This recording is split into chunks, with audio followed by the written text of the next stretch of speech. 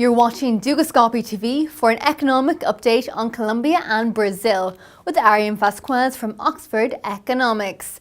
Now Aryam, some of the world's largest energy companies are expected to acquire exploration rights in Colombia. Now Colombia desperately needs to find ways to boost stagnating reserves. Colombia's energy minister believes this is the answer to growth problems. Now would you agree, and what are your views on the current performance of the peso? When you compare Colombia to the rest of the region, their FX reserve position is a little bit more vulnerable, and not necessarily vulnerable, but just considerably lower than the likes of Mexico and Brazil. I think Colombia has, their FX reserves currently are around 45 or 46 million. So there could be some interesting dynamics at play here, trying to boost those reserves and thus ensure a greater sense of basically flexibility and maneuverability in terms of in times of crisis, and thus this urgency to deepen their reserve base. Importantly, the Colombian peso has been one of the better performers in the region and across the emerging market sphere in the past couple of months. I think the rally has faded a little bit in July. The currency sold off somewhat after breaking the 1850 level, and this is because we sensed that the central bank was a little bit more cognizant of this very steady and steadfast appreciation, and thus they were very active in the market.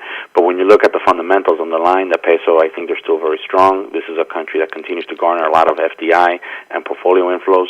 Their macro or fundamental position in terms of growth, fiscal dynamics, external balance position remains very strong. This is still a central bank that continues to hike rates, and that will certainly is an important factor that leads to greater appeal for the currency.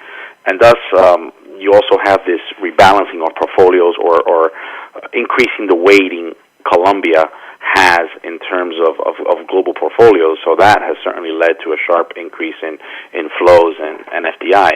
So all in all, I think it's a still very sound and positive fundamental story for the Colombian peso going forward. Maybe the depth of the strengthening of the peso may not be as strong as we once projected, given that the central bank is showing quite an inference to intervene. But again, this is still a very positive story with regards to Colombia and the peso.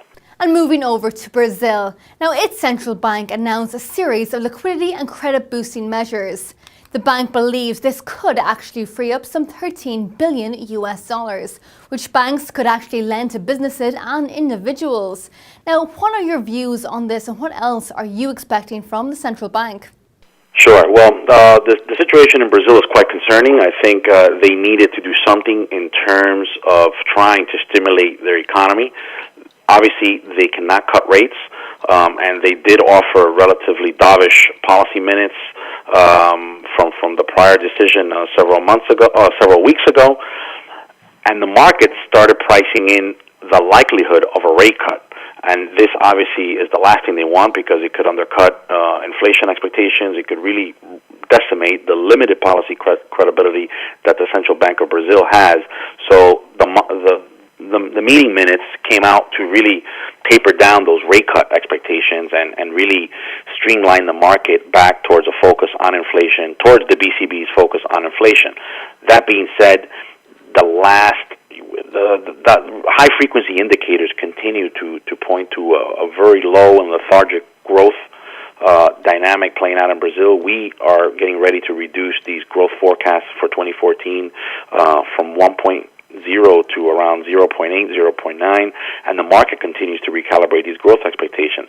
And if you look at high-frequency indicators, they continue to point to a very subdued growth momentum going forward. And obviously the central bank is in a bind because they can't cut rates because inflation remains very elevated. Inflation expectations are also well above the upper bound of the BCB target range. So they had to act, and their way of acting is via these not very traditional macro-prudential policy measures. And I would not be the least surprised to see the extension of these measures, trying to ease reserve requirements and so forth in order to stimulate bank lending. Whether these, I think the focus is on whether these measures are really going to stimulate growth.